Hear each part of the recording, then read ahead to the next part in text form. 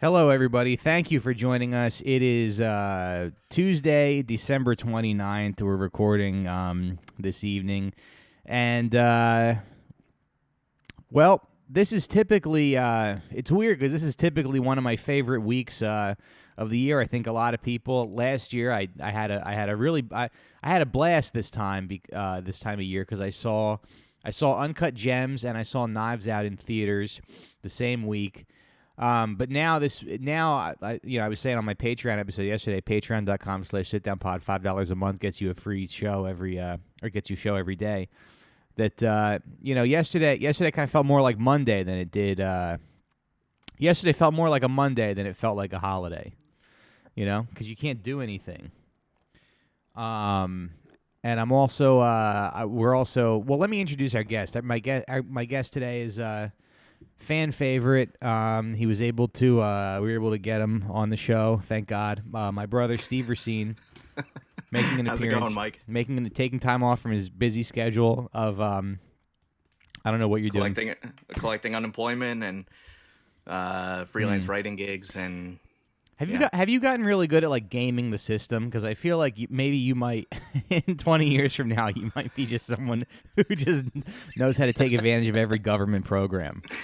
No, I'm just collecting I'm just collecting unemployment. That's it. You're like, if you fake a limp, they can't legally ask you why you're using EBT cards, why you're using WIC cards at the grocery store. Yeah, I'm trying to use an EBT card at Italy. Yeah. I almost want to ask you what your unemployment, if your unemployment benefits are if they're good or what's going on, but I don't want you to bum me out because some of us are working. Bum you out. Some of us are working. Yeah, I wish I could be. No, I'm happy to talk about it. I think we should all be talking about money more, like how much we make, how much the government takes from us. Yeah, because.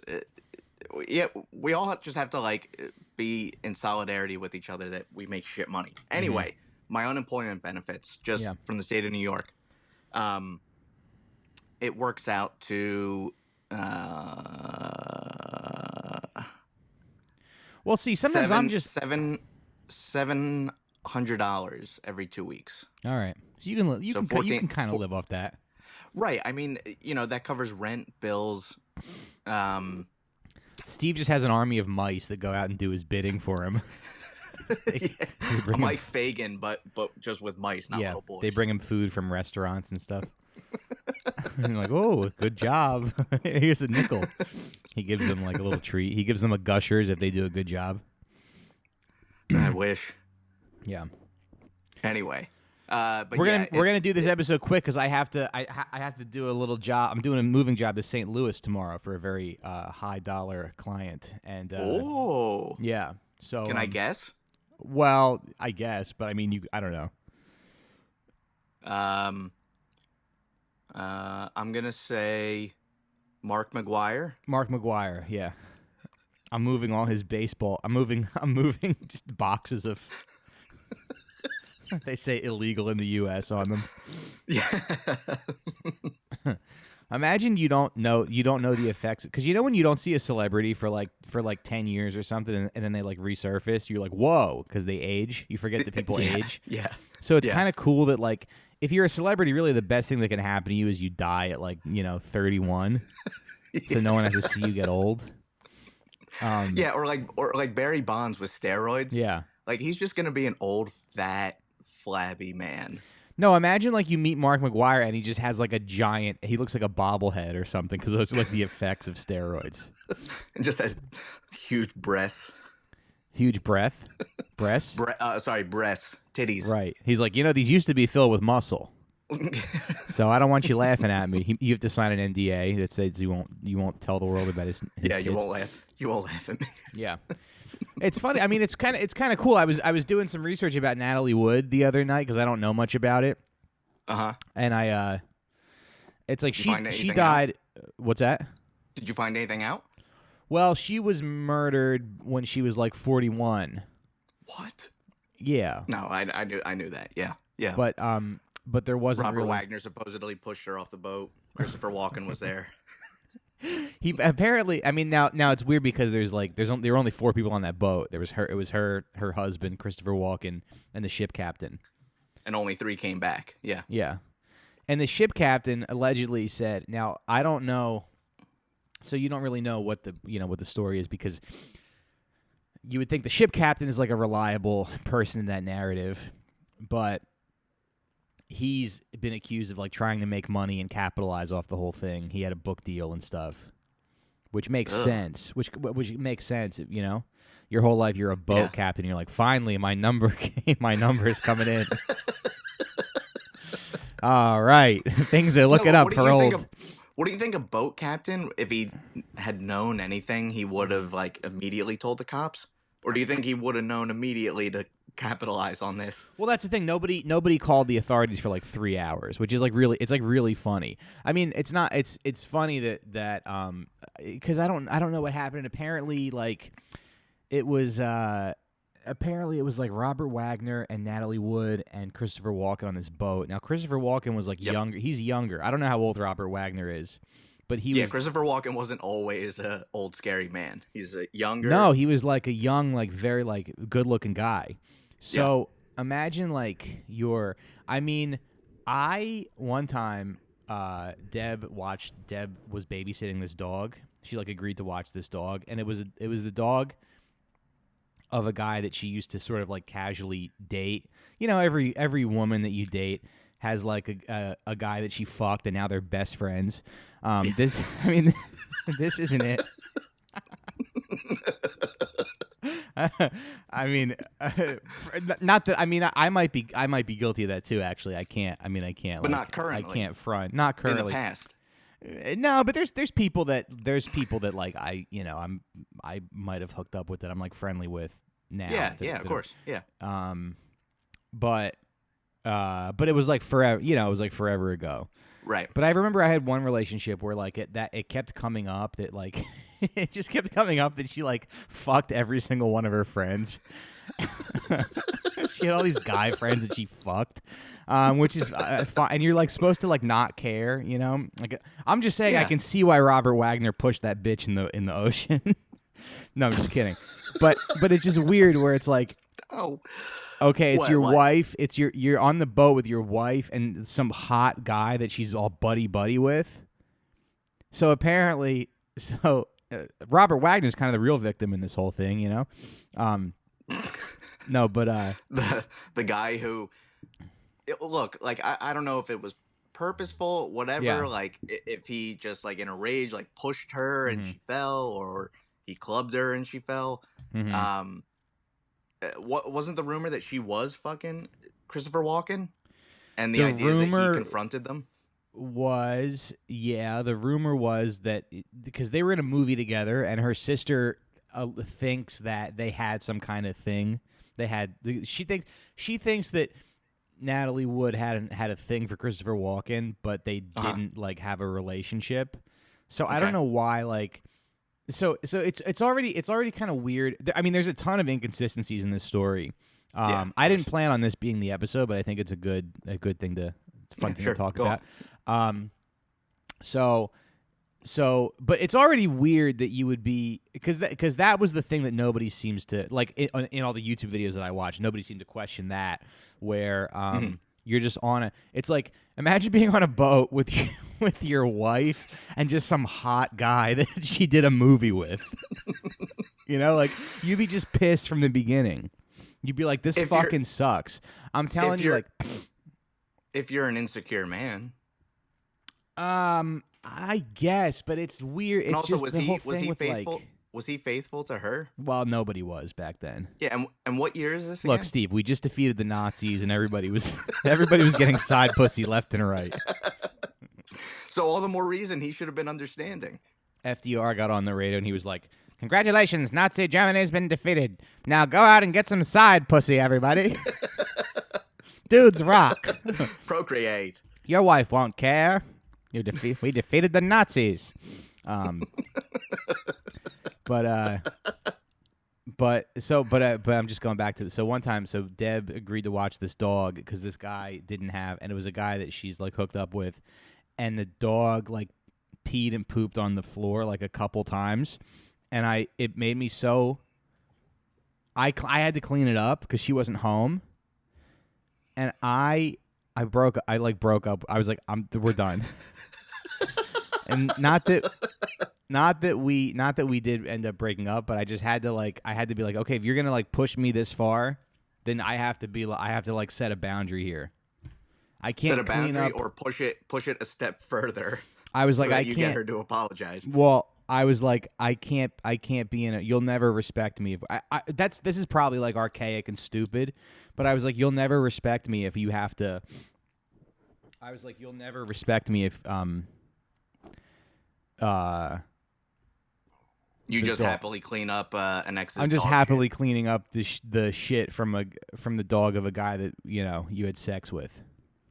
Right, like if it was her mom's dog, you wouldn't be angry. No, you wouldn't break up with her over it. Yeah, I almost want to be like, did you plan this? That's a test, fellas.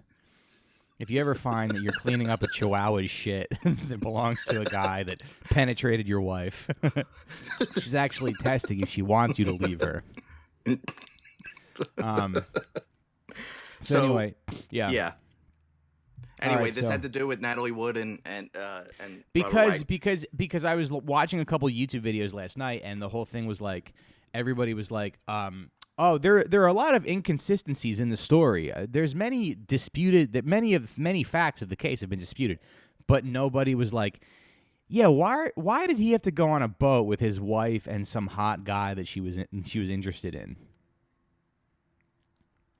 Yeah, it's odd. It's odd. But then again, you say I watched some YouTube videos about it the same way Annalene says I read these blogs about election fraud. So who are you watching on YouTube?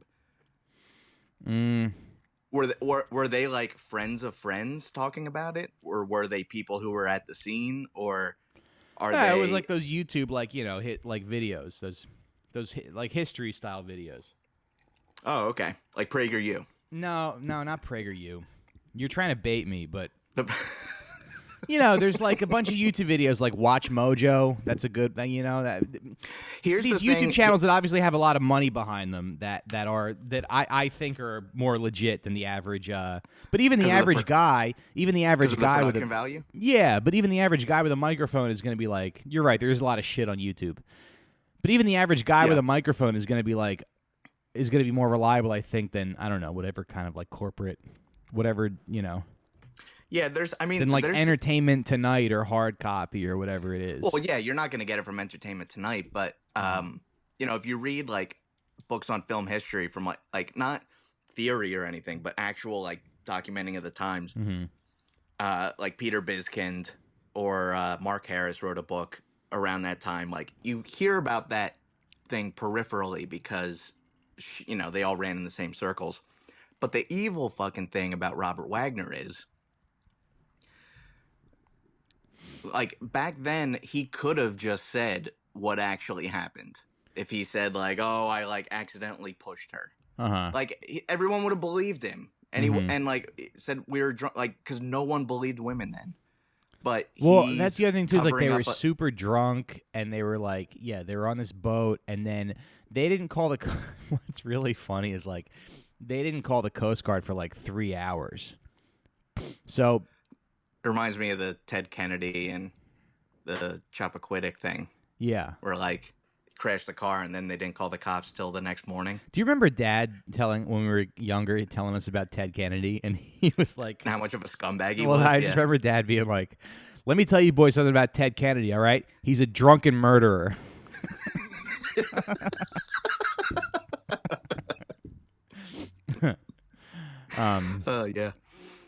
Yeah, but no, but that thing of like there's usually never a good reason when there's a lot of time between an accident happening and calling the cops. Like if you're has there ever been a good reason for someone? I just try to think. My wife's dead. Right. I know. No, that's the thing. It's like, that's a good point. How much time did you spend? Like the more time you spend concocting your excuses, for it or your alibis or whatever, the worse the crime. I know. It's almost like if I threw a banana peel on the floor in a fit of rage, and then Deb slipped on it. Like let's just say and cracked her head and died. No, not died, but like just was unconscious. Let's just pretend we're cartoon characters, and she slipped on a banana peel that I threw. Uh-huh. Yeah, I think I would probably spend a good 4 hours being like, "Come on, wake up, wake up, please, come on." I would just be like, "Oh fuck, oh fuck." You go through stages, You're like, "She's fine, she's fine." Yeah, and I'm like, "Fuck." Yeah, I don't think, and also it's like you don't want to. You don't want the first person you call to be a cop. Well, that's the other thing. Yeah, you're not going to call a cop because you're not going to trust the cop to be understanding about. Right.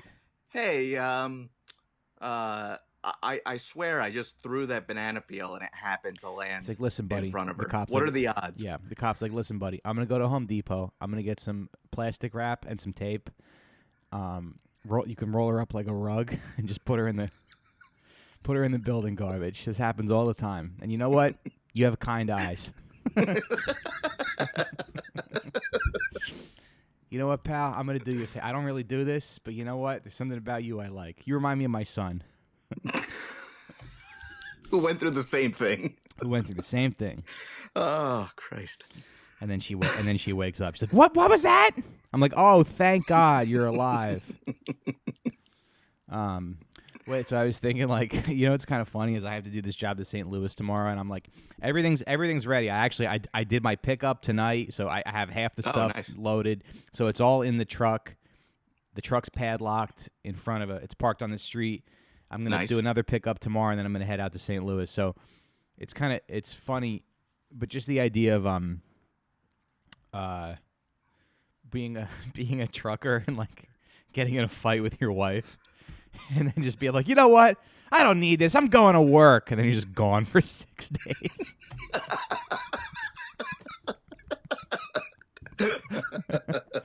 Oh, okay. Well, you know what? You don't really seem to care when you're spending my money when I'm out busting my ass to provide for this family. And then you just like get in your rig and just drive off into the sunset. See you next Christmas. Yeah, I'll be back when the kids start going through puberty.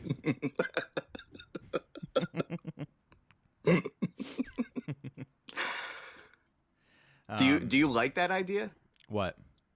I mean, not that you'd always like get in your rig for, getting in a fight with your wife reasons. It's a great job in theory. You're like, oh, cool, because I've been a mover for a long time. New York City, probably one of the best in New York City, to be honest with you. So I kind of like the long distance jobs. Like whenever I would see a long distance job on the schedule, if it was a job to like Massachusetts or Rhode Island or something, I'd be like, oh, okay, good, because this will be like more driving and less, running up and down stairs or whatever. Yeah. But I think that it's fun in theory.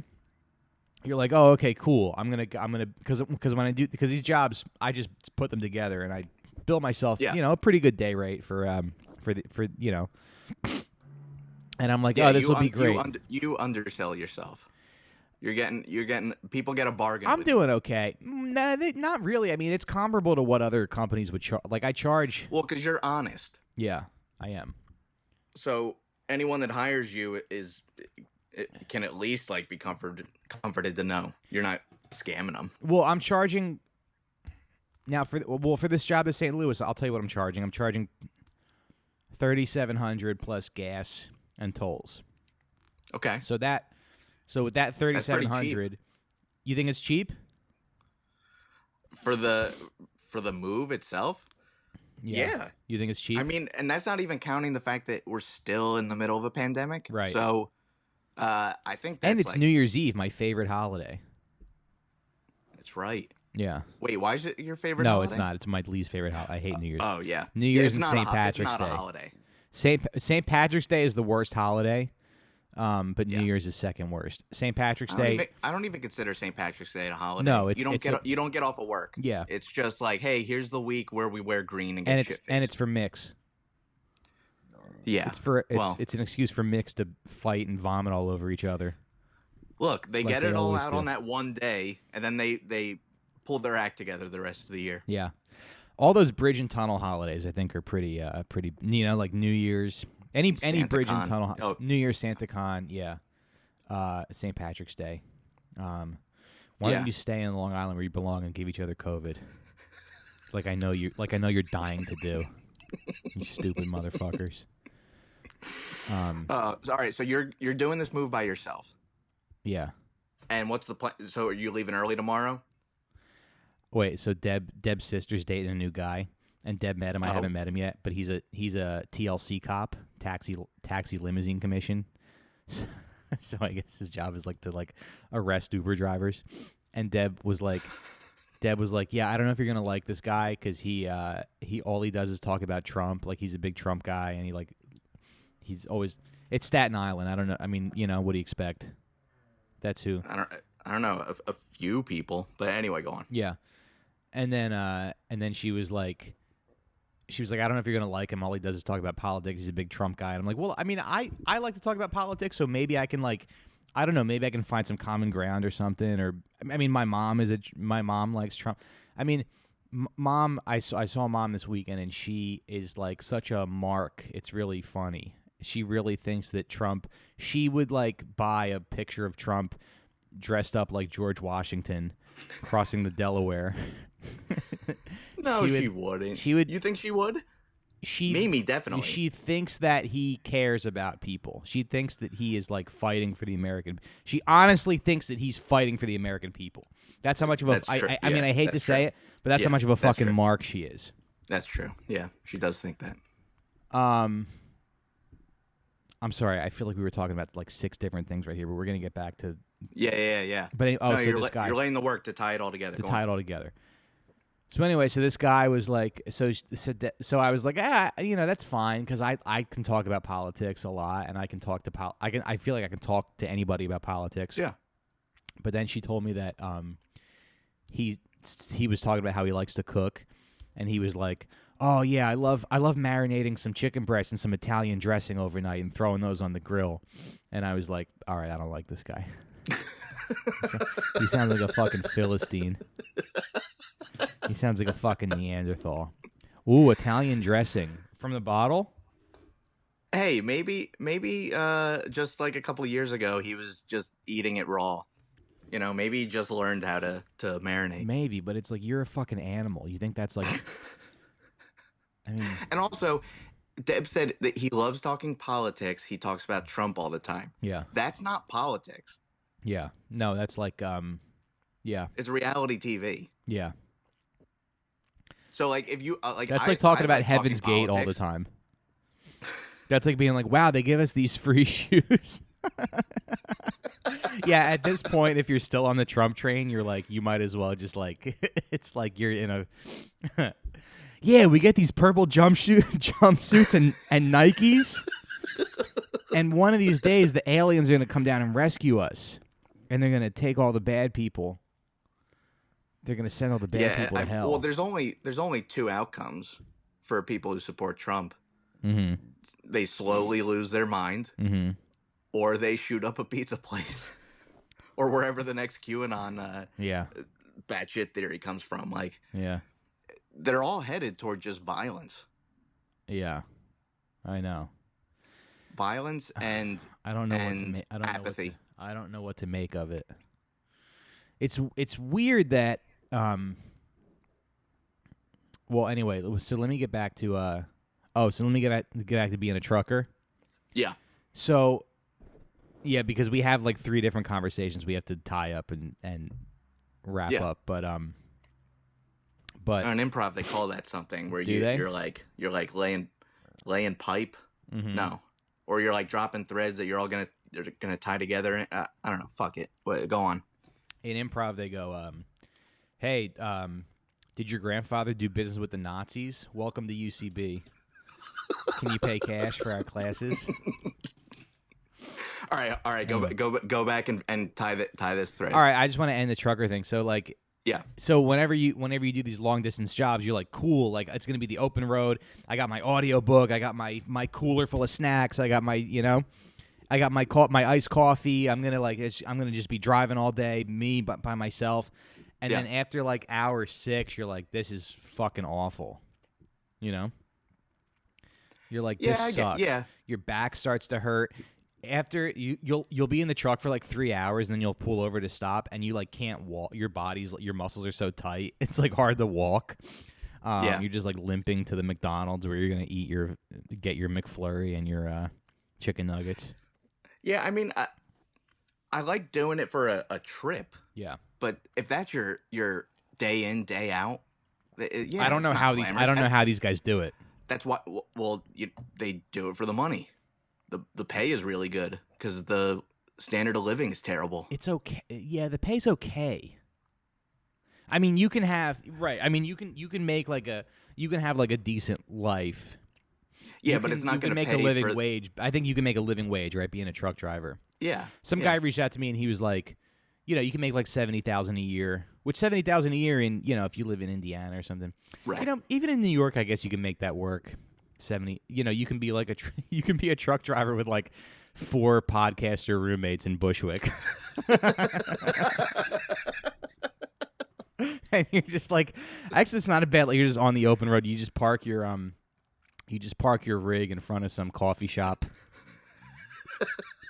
and you're gone for like days at a time. And then when your roommate brings a girl home, he's like, "Yeah, my roommate's a long haul truck driver." It's actually pretty cool. It's actually pretty cool. He's gone but he's home right now. But usually he's gone. Usually he's gone for a long time. I can ask him to leave. I can ask him to. I can ask him to go out of the living room. Yeah. He can go sleep in the cab tonight. He does it all the time. Yeah. He can go sleep in his trailer so we can watch Parks and Rec.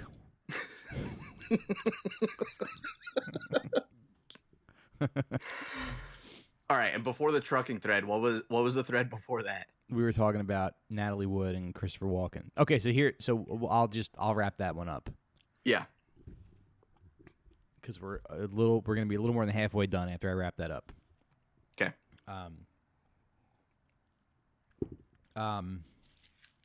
Okay. Weird that you're on a boat with your wife and this guy that she's kind of into. Yeah. That's happened to me before, where there's like a third, not with my wife, who loves me very much, but in another relationship, there was a moment where like there was this other guy just like around, and I'm like, what is this? What's going on here? So I kind of know that feeling. So I kind of like. So you know why, like you said earlier. I can understand Robert Wagner's frustration. Now, if he did that. Now, I wouldn't have thrown my wife overboard and held her head underwater for 9 minutes. No, just kidding. I don't think that's what he did. But apparently she fell overboard. They couldn't even confirm that, though. Well, they say that she fell overboard. They say that she fell overboard, and then but she had bruises on her. So she was trying to climb back into the boat. So they claim that her bruises were from her trying to climb back into the boat, which is weird. Yeah. Was she trying to climb with her elbows? She was just trying to like climb with her head. She was trying to just slamming her head against the hull. Well, oh God. They don't teach you that in acting school, I guess. They don't teach you how to climb back into a dinghy. I feel bad joking about this because if he did in fact do it, he's an evil motherfucker. Because he carries himself as like, oh, I'm Robert Wagner. Mm-hmm. Yeah, even as an old man, he's like very dignified. I don't think that he like threw her overboard and had an intent to kill her. Here's a detail that I wanna share with you though. Allegedly, the ship's captain, and now this captain's testimony is not super reliable, but apparently also the captain like called Natalie Wood's sister and like drunkenly confessed to this. apparently the ship's captain said that Robert Wagner like either threw her overboard or pushed her overboard. And Natalie Wood was like deathly afraid of water. Deathly afraid of deep water. Yeah. For some reason. She had a thing with water, and she would never have like gone in the water. I don't know why she's on a yacht with maybe her husband just liked water that much, or he wanted to. I mean, I don't know. But apparently Robert Wagner said to the ship's captain, he was like, "Good, leave her there. Teach her a lesson." Which is like, to me, that's like such a dumb actor thing to do.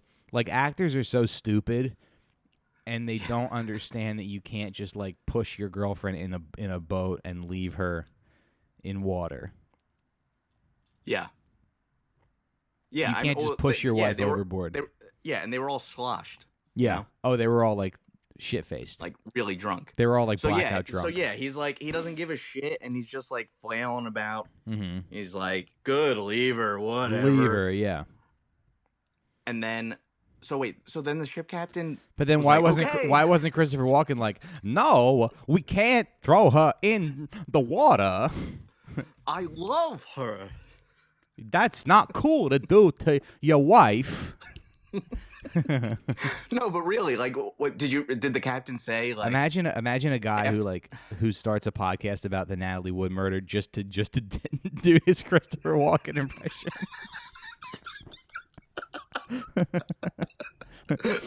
So I'd like to take you back to the night of March 4th, 1981. Christopher Walken. If Jay Moore's podcast ever goes under, he'll come back up doing it. Imagine Christopher Walken. No, we can't. I don't even know what a Christopher Walken impression sounds like. It's been so long since I've heard one, but that was like the impression that everybody did, I guess. You know, I always revert to the Simpsons impression of him when he's at the book fair reading Goodnight Moon. Mm-hmm. Good night, moon. Good night, room. Good night, cow jumping over the moon. Yeah. And yeah, it was just Jay Moore. Anyway, but did the captain? You have to answer. But Jay Moore was the first guy to do the Christopher Walken impression, right? I don't know if he was the first ever, but it was the most popular one. Yeah. Oh, wait, no. We have to save her. She's drowning in the ocean. That's a pretty good Christopher Walken impression, huh? Like he doesn't know that the bubble burst on Christopher Walken impressions like 2008. Oh boy. Wait, Mike, can we finish the story about Natalie Wood? Yeah. When the captain said, Robert Wagner said, "Fine, leave her, teach her a lesson," was the captain just like, "Okay"? Well, I don't know. Like he was said working that. he was working for them. Uh-huh. And I think when someone is paying your salary, I don't know, it's like a weird thing. Like our society just gives people too much power, I think. We give people too much money. We allow people too much money and power. So whenever like I told you, I'm doing a job for like a high dollar client. Yeah. And I don't know, it's just like very important that I do a good job because, this client like has money. So I want this client. You better not get mad and push her off your moving right, truck. I shouldn't push her off. Oh shit. No. Oh shit, she's alive. Now I have to kill her. You just tell whatever guy you hire on TaskRabbit. Go teach her a lesson. Now go. Here's your $5. Let's go. Yeah. Oh, you're not gonna hire a TaskRabbit, right? No. You just do it yourself. I do it myself. Wait. All right. So the plan is you're gonna drive there in one day, or you're gonna stop someplace. I'm gonna do the second pickup tomorrow, and then we're gonna hit the road, and then we're gonna drive over 2 days, and we're gonna unload on the third day. Yeah, there's another guy who's moving with my client. And are they going with you? One of them is, yeah. Oh, okay. I think the client who's paying me is already in St. Louis. Gotcha. Yeah. Gotcha. Yeah. And what time are you leaving? I'm gonna try to get to the second to the pickup at like 7:30 in the morning. So I'm gonna try to hit the road by like 8:30. Oh, nice. Yeah. So then you're there by because like it's a 15-hour 14 it's a hours? 15-hour drive that I'm gonna do over 15, 2 okay. days. But I don't want to like push myself too hard and like do too much driving and And are you driving back alone? I'm flying back. Oh, okay. Yeah. Nice. Yeah. I know. I got the Penske truck. This is not interesting to people who are not, but I don't care. I'm going to say it anyway. Yeah. I got a one-way Penske truck to do the job with. Uh-huh. And if you pick the Penske truck up in Brooklyn, it's $2,600. But then if I picked it up near Mom, it's $1,300. So it's a $1,300 to pick up. But isn't that crazy to pick a truck up it's $1,300 more to get a truck in Brooklyn? Yeah. No, I believe it because every time I've tried to rent a car in New York, it's always like 2 or 3 times the amount I would pay if I even just like went over to the bridge to Fort Lee. Oh, really? Yeah, if you go to Fort Lee or Teaneck, it's still like $100 cheaper than what you get in the city. Interesting. What about Zipcar? Okay, so I looked into Zipcar, but apparently everyone else in New York has too because everyone signed up at the start of the pandemic, and there's a shortage of cars, and no one could ever get one. And we have Zipcar like in our neighborhood, but it doesn't seem that the spots are always empty. But But like 10 years ago, Zipcar was like $15 an hour. I don't know what it is now. Now they make you pay like per month. So you pay per month, and then you pay for the rental. Yeah, you have to like be a member and pay a monthly fee. What's the to monthly even fee? be a part of it? Like $12. No, it's more than that. Is it? Yeah, I forget what it was. It wasn't worth it. So you got to be right. You got to be using the car like two or three times a month.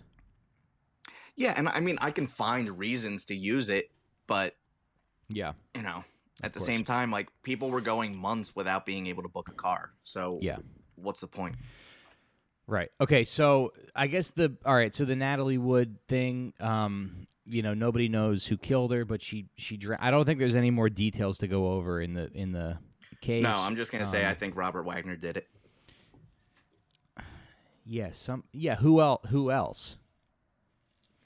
But then why didn't Christopher Walken say like he must be guilty too? Then. Yeah, and at the time, like they're shit faced. Mm-hmm. Not really like aware of the consequences of what's happening. Mm-hmm. I guess Christopher Walken didn't like her enough to do anything about it. Mm-hmm. He's like, oh boy, these are new shoes. I don't want to get them wet by jumping in the ocean. That's good. That's good. Maybe work out your Christopher Walken on a Patreon. I'm not gonna. Okay. Oh wait, that's for the people who pay. That's for the people who pay. Okay, right. Oh, okay. I always thought it was a bigger deal to get asked to do the regular episode. It is. And not the Patreon. Well, yeah. Because more people listen. Yeah, but I can attest that the 30 Patreon more people stuff listen. Is a lot better. You get that extra 30 people who don't pay for this shit. All right. So we can move on from that. Yeah. But I am kind of excited to do this job. Oh, so here's the other thing I want to tell you about truckers. So being a trucker is like the New York Times did this story, I think, a couple years ago about truckers. And they were like, they interviewed a bunch of truckers. And it seems like they're just fucking miserable. Like there was this guy, there was this big profile of all these truckers. And this one guy was like, if my kids try to do this job, I will kill them.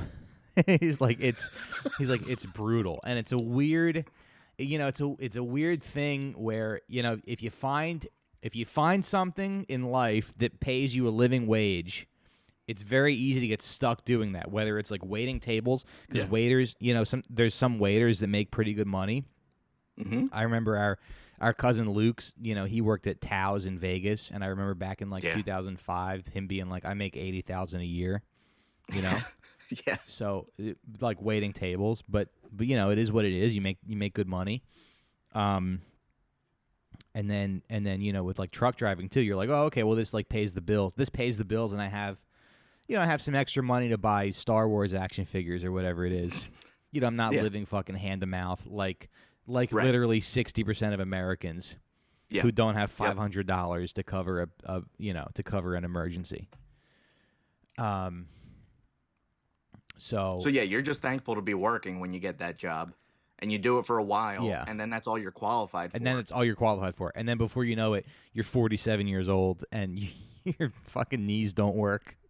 And you're like, well, all right, I guess I'll keep driving this truck.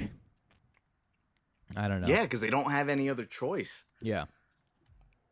But then it just leaves your body in such terrible condition. Like, Does it? your back is fucked. Because I mean, what you were just saying about driving, like, you're so stiff after 3 hours. Yeah. Imagine, like, doing a 12-hour haul. No, I couldn't do that. I mean, I couldn't do that every, like, all month. I could do that maybe once a month. Maybe, maybe. Yeah. I think I could do that twice a month. One of those long, because I've done those long hauls to, like, I did a job to Toledo. I did a job to Chicago. And every time I do it, it's the same thing. I'm like, okay, this is great. Like, I got all my stuff loaded. Here we go. 8-hour drive, 10-hour drive. This will be cake. And then I'll look at my GPS and it'll say, like, you have 6 hours and 20 minutes left. And I'm like, fucking kill me. I'm out of podcasts. That's the thing. Like, I never seem to plan well enough that I, like, have leftover stuff to listen to. Mm-hmm. Because usually that's the stuff that I'll, like if you can What listen about to audiobooks, though? I don't know. Like, audiobooks, sometimes the person reading it can suck. Yeah. You know, like, sometimes, like, actors doing audiobooks, they'll try to do all the characters. And you're like, I can't fucking take this. Yeah. But, yeah, if it's, like, a nonfiction book being read, those are pretty good. Yeah, I'm pretty excited right now because I just downloaded this book last night called The Devil's Chessboard. And what's that? It's about the history of it's about Alan Dulles and the CIA, the history of the CIA. Oh, cool. Yeah, and I'm really excited, and the audiobook is 25 hours, but Oh shit. But to me, I think a good book that's 25 hours is better than like an okay book that's 8 hours that you can get through in a day or two, because I mean this is the longest audiobook that I've ever undertook, but it's already like really, really good. I want to recommend it to my listeners because I don't have any attention span and I lose interest in stuff so quick, but it's like, I mean, it grabs your attention and it keeps you like focused on it. Yeah, and like that's saying something. Finding a good book is like, it's almost like the best feeling in the world because you read so many mediocre, like you read so many books. There's so many books out there that are like just okay. I know. And you're like, I'm stuck with this for 400 pages or 8 hours, like whatever I've chosen to undertake. This book is really good because it's got a lot of, like, the information is really good, but also it's written in like an interesting way. It kind of reads like a spy novel. Like, cool. Like there's a lot of thought. I think there's a lot of thought that's gone into the characters and the story and stuff of Alan Dulles. And I was reading so Alan Dulles was like the founding director of the CIA, right? So apparently during World War II, he like rescued this Nazi general that was in Italy that was about to be like murdered by the Italian resistance. And he sort of orchestrated this rescue mission to save the guy and bring him to the U.S. His name was like General Wolf. And he was a fascist. Yeah, he was a Nazi. Well, who? Alan Dulles? Okay. No. No, the guy that he rescued was like a Nazi. Yeah, he was the head of the German forces in Italy. I see. Okay, I got you. Yeah, his name was Wolf. Okay. And he actually started out as an advertising executive. I had a few too many. I had a couple. You should have known. Pure evil. What? Yeah. No, yeah. Starting out as an advertising executive. Of course. But anyway, so Alan Dulles basically rescued him because he was hiding at this villa, and the Italian resistance was closing in, and they were probably gonna murder him. And then Alan Dulles, who was I think he was the director of the OSS at the time, like the Operation of Secret Service, like whatever it was, Yeah. like whatever before the CIA. So he orchestrates this rescue mission to like save the guy. Because he knew that, because I think a few days earlier, Mussolini was killed. Mussolini was captured and killed.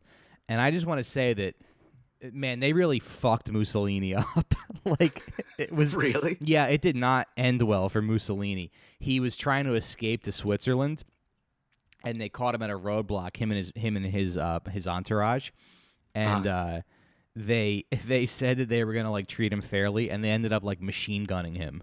They machine gunned him and his mistress, and then there was a woman who took a pistol and just shot Mussolini 5 times in the head. One bullet for every son that she had that died in the war. Fuck. Yeah. And then they just took his body and like paraded it through the street.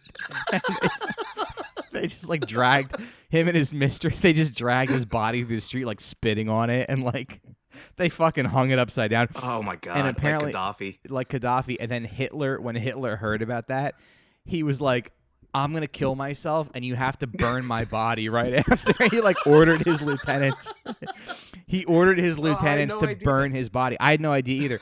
Imagine if we had Hitler's body. Like, imagine if like Hitler was captured, they would just like the horrible shit they would do to his body. Oh my god, they'd be like selling his mustache hair. And yeah. Here's a finger. Yeah, they'd just be like running it over with their cars. Yeah. Just taking turns, like shitting on, like rubbing their diarrhea on the, because Germans love shit. Germans. If there's anything I know about Germans, is they love to rub their doo-doo all over people.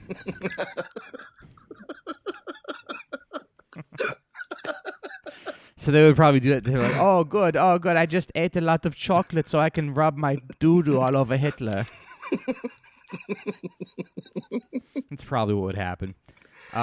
Yeah, so Hitler was like, I'm going to kill myself, and you have to burn my body. Which is weird that you would care that much about what happened to your body after you died. But I do. I mean, the book is great. He's an egomaniac. Of course, like a narcissist and an egomaniac. Sure. Like Trump is probably terrified about what would happen to him if like. Yeah, I think Trump probably just thinks about his naked body being like hung from from the gallows. And he's like, from a come and go. Oh no. They can't see what my penis really looks like.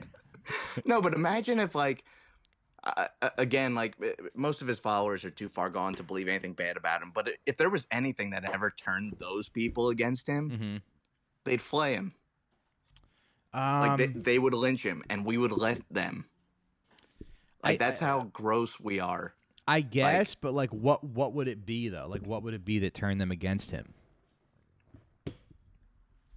You know? Yeah, nothing. Even a video of him peeing in the, like, of him doing him in the Russian hotel room, ordering those prostitutes to pee all over the bed because Obama stayed there. Even if that was, they'd probably like be endeared to him. Like, yeah, I'd do that too. Is that what? Wait, is that a thing that happened? That was in the Steele dossier. I mean, a lot of things were not substantiated. But one of the things in there was that one time during a visit to Moscow, Trump stayed in the Four Seasons there and hired a bunch of prostitutes and told them to urinate all over the bed and he made sure he was staying in the room that Obama stayed in when he went to Moscow. Yeah, it's really funny. It's like, it's crazy enough to believe that it's true. He's how much he hates Obama. Right, but he's also just like such a bitch. He's such a petty. He's like a petty little girl. And there was that painting that came out where like it's him as like in like Revolutionary War attire, but he's doing this like he's like doing this face like he's like did you hear what happened to Karen in accounting? Like yeah. Like he looks like he's about to gossip. Can you believe what the New York Times is saying about me? But it's also a funny thing where you read these because I'm reading and like I said I hope everybody I'm really into this book. I'm only a couple chapters in, but I'm really gonna into this read book. it now. Yeah. Yeah, it's really good. But you hear all this stuff about like the deep state and like the shadow government and all the like, oh, there's these powerful people who are operating in the shadows and just pulling the strings of and carrying out assassinations but then it's like Trump comes along and he's like, John Brennan, you're a fucking loser, and they just don't know what to do. Like, how powerful are they really if he is able to sort of you know He to be a he counter to them. he went to CIA headquarters Trump did? to yeah. There's a story about this. I gotta find it. It's from a while ago, but he went to the CIA headquarters to give a speech, and he was standing. There's a wall at the CIA that has it's like they etch in stone all the names of the people who died while serving for the CIA. Yeah, all the people who died trying to put down a farmers' rebellion in the Sudan. Right. Yeah. Right. At the same time, like the CIA like uses that. It's very personal to them that like because there are accounts of people at the CIA who like right didn't agree with everything that was happening. They're like still so giving many their lives they're like for so it many people because- gave their lives so that the U.S. banana company could go into Nicaragua and steal all the bananas. But anyway, Yeah. Trump went there and he was supposed to be commemorating like an anniversary of like CIA officers dying. And he went there and all he talked about was like how unfair the media is to him. and like and Malcolm Nance, you know that guy, like he went like ape shit because he's proud CIA alum. And then there were all these like wait, unquoted he's CIA. He was CIA or Uh-huh. was he? And he was CIA, Malcolm Nance. Yeah. And then there were all these like I'm sorry to unnamed- interrupt you, but that's my question: is how powerful are these agencies when like just some bumbling idiot can totally throw off your whole game? Well, also it's like that power, like none of their power is checked by that because they're all about foreign wars. Mm-hmm. They're all about like sowing discourse and dissent in other places. Mm-hmm. Like so much of what the CIA does is not like they have their own money. Like I don't even trust it. Like the money they're budgeted in the defense, like they have their. It's so seedy that I don't think they care. He's a blip to them because they're looking like they play the long game. If anything, the FBI feels powerless. But I don't think the CIA is as they must not be as powerful as we think they are. If somebody like Donald Trump can throw their whole game off, and I also remember watching an episode of Real Time with Bill Maher where he interviewed John Brennan, who was I guess Obama's CIA director, and he's like, I'm here with a patriot. Now, this book also makes me kind of understand liberals and the psychology of being a liberal, because if you're somebody who, if you're like a liberal that we know, someone who believes in this country, you probably think that like the United States intelligence and the military, you do see them as the good guys. And you see them as the people who, I don't know, I guess like defeated the Nazis or won the Cold War or whatever it is. You see them as the good. You just see them as the good guys, as defending us. Defending us. So that if you want, I guess if you want to understand liberals, that's kind of like a central part of it.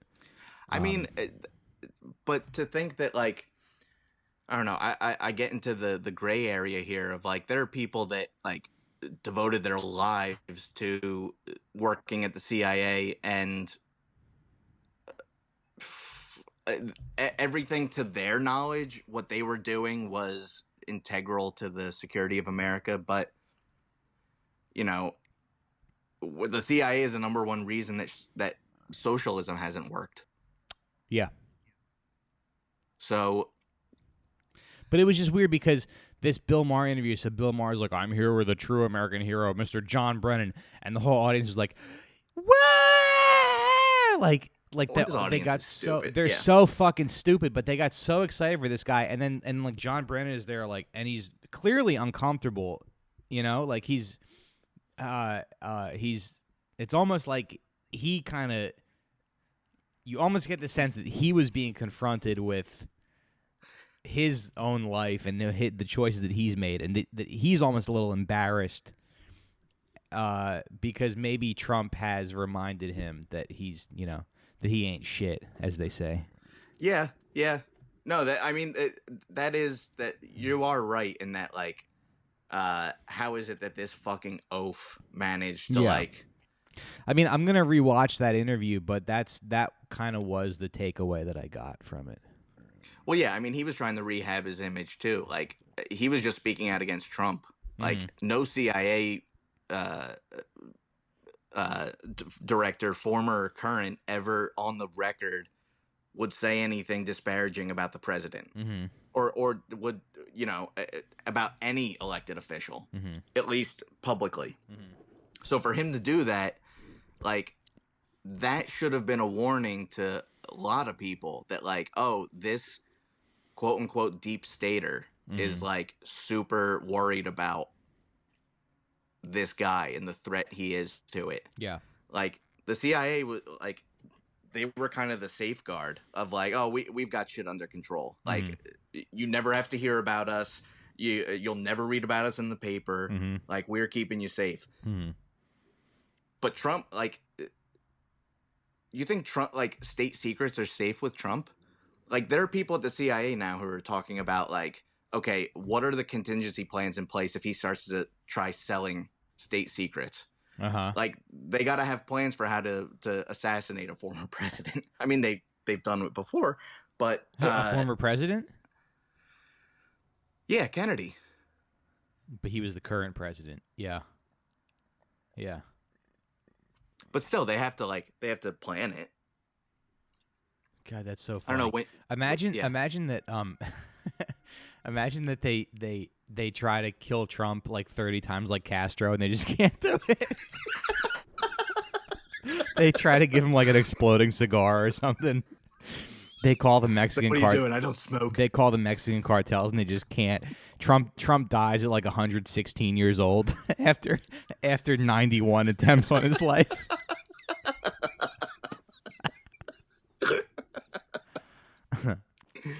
All right, Steve. I wish we could do more time, but I gotta wrap this up. Unfortunately, I gotta go to bed. Well, good luck with the move tomorrow. Thanks. Any final thoughts? You want to plug anything? No, you know what? I was gonna say good riddance to this fucking year, but next year isn't gonna be too. Next year much is different. not gonna be better. People, if you think that 2021 is gonna be better than 2020, you are a fucking child. You have a baby's brain. If you're one of those people that says, I can't wait for things to be normal again and they say inauguration day. Yeah. Fuck those well, people. also, like, you think your shitty life's going to get better because the number is different that you're writing on your fucking checks? You're a fucking mark. You suck. You're worse. You're stupider than my stupid mother. And on that note. Yeah. All right. Yeah. We're gonna the music. Yeah. All right, everybody. Thank you, and we'll see you next time. Bye-bye.